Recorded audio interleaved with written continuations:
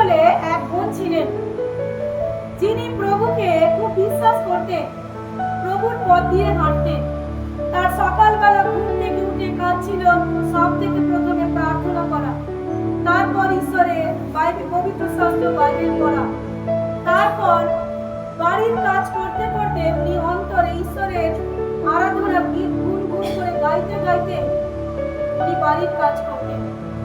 যখন উনি অফিসে যেতেন তখন ওনার কারেতে আরাধনার গীত লাগিয়ে দিয়ে উনি আরাধনার গীত শুনতে শুনতে অফিসে যেতেন।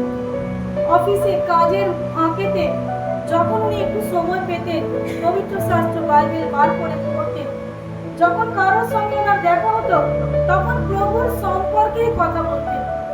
না হয় উনি ওনার জীবনের সাক্ষ্য দিতেন, ওনার জীবনের চমৎকারের কথা বলতেন, আর না হয় উনি সুখবরের প্রচার করতেন। যখন ওনাকে কেউ খাবারের জন্য নিমন্ত্রণ করতেন সেখানে গিয়েও তিনি প্রভুর সম্পর্কে আলোচনা করতেন, প্রভুর সম্পর্কে কথা বলতেন। এভাবে তার সারা দিন তিনি প্রভুকে নিয়ে ব্যস্ত থাকতেন। একদিন লুসি মারা যায়, এই পৃথিবী ছেড়ে চলে যান।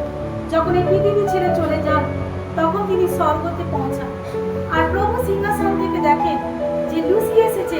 তখন প্রভু আনন্দে লুসিকে বলে, লুসি আমার সন্তান।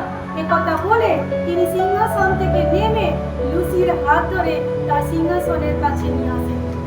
মানে লুসির এই পৃথিবীর জীবন প্রভু যীশু খ্রিস্টকে তার সিংহাসন ছাড়তে বাধ্য করেছিলেন। লুসির এই পৃথিবীর জীবন প্রভুকে সিংহাসন ছেড়ে লুসিকে তার সামনে আনার জন্য বাধ্য করেছিলেন।